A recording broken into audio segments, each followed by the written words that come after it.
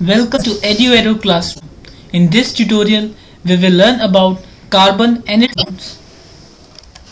Let us first understand about covalent bond. When atoms combine by sharing of electrons, the bond between them is known as covalent bond. For example, hydrogen molecule. In hydrogen molecule, each hydrogen atom contributes one electron and they share one electron pair each. So a single bond is formed between them. Similarly, in oxygen atom, the two oxygen atoms share two electrons each, and hence a double bond is formed between them, and this forms the oxygen molecule or O2 molecule. In nitrogen molecule, two nitrogen atoms share 3 electrons each, contributes 3 electrons each, and form a triple bond. In methane, that is CH4,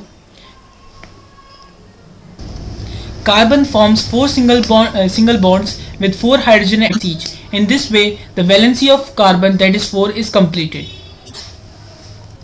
So this is the concept that elements use by sharing of electrons to complete their outermost electronic configuration, that is having 8 electrons in their outermost shells. For example, carbon has 4 electrons in its outermost shell.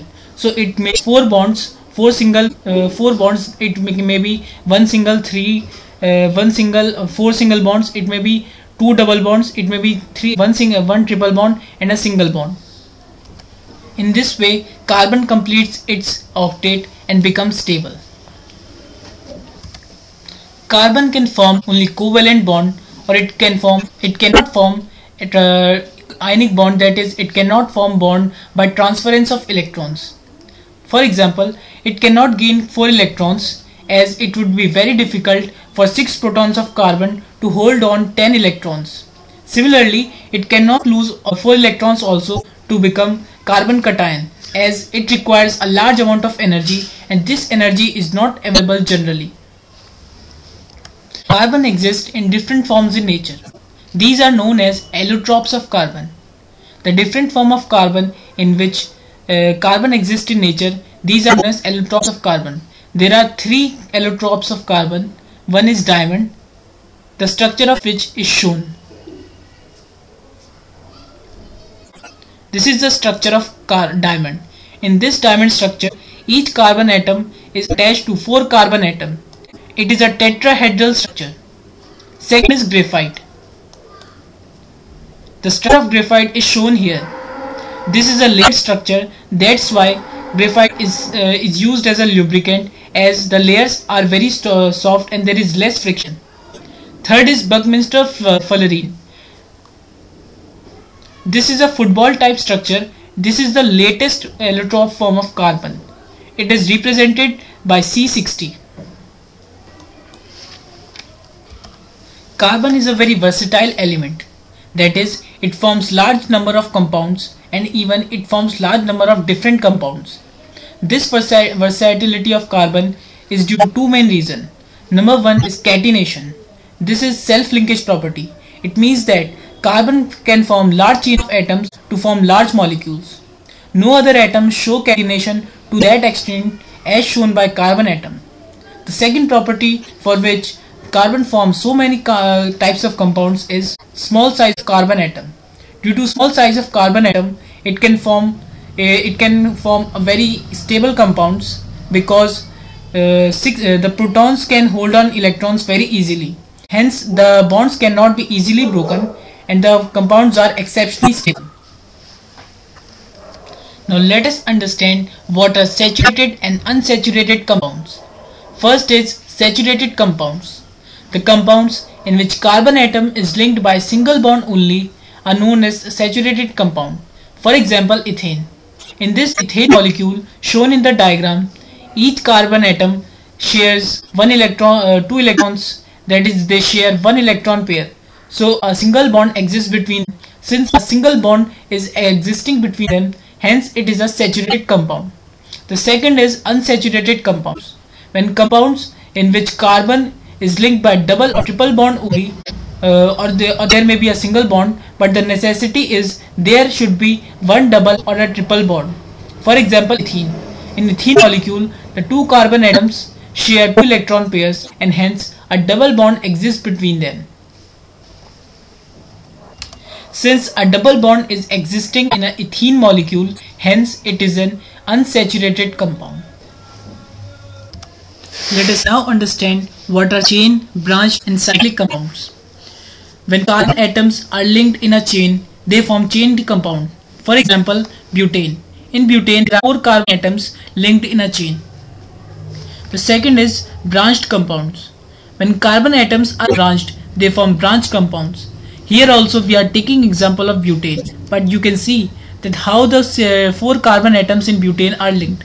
This is a branched chain compound. The third type of compound is cyclic compound. When carbon atoms are arranged in a cyclic order, they form cyclic compound. For example, cyclohexane.